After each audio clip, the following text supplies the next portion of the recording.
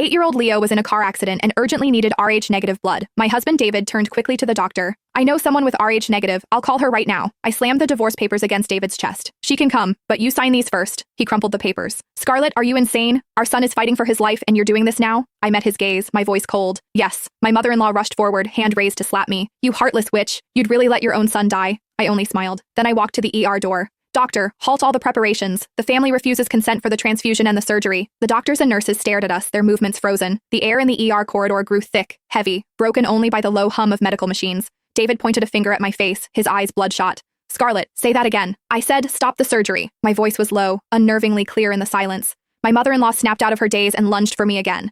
David caught her, locking his arms around her waist. She clawed at the empty air between us, screaming, "You monster! Leo is still in there! Your own flesh and blood! How can you say that?" I simply watched her, saying nothing. David held his struggling mother, snarling at me. "What the hell do you want? Is it because I called Chloe that you're acting like this? There's nothing going on between us. She just happens to have Rh-negative blood and I didn't want you to suffer again." "You didn't want me to suffer?" I asked him. "David, do you even believe that yourself?" My question choked him, his face twisting in an ugly grimace. "Is this really the time for this? Leo's life is what matters most. Whatever grievances you have, we can talk about them after the surgery, when we're home."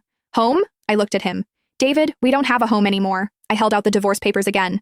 "Sign them. I've already arranged for a blood bank and several volunteers. As soon as you sign, they'll be on their way. There will be enough blood for Leo's surgery." My mother-in-law stopped sobbing. Both she and David stared at me as if I were insane. "To force me into a divorce, you'd even abandon our son's life?" David ground out, each word bitten off.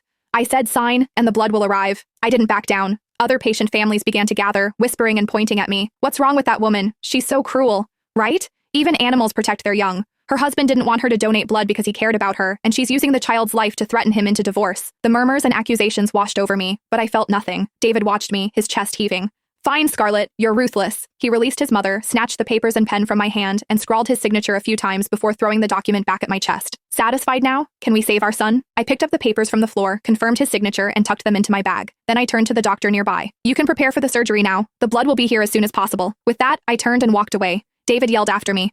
"Where are you going? You're not staying for Leo's surgery?" I didn't look back. His life or death is no longer my concern. As I exited the hospital, a car screeched to a halt in front of me. The door opened and a woman in a white dress hurried out, her face etched with anxiety. It was Chloe. She saw me, paused, then asked urgently, "Scarlett, how's Leo?" David called me, said something happened to the baby. I looked at her, the woman who had hovered around David for 10 years. "He'll live." I spat out the 3 words, moving to walk around her. Chloe seized my wrist, her eyes rimmed with red.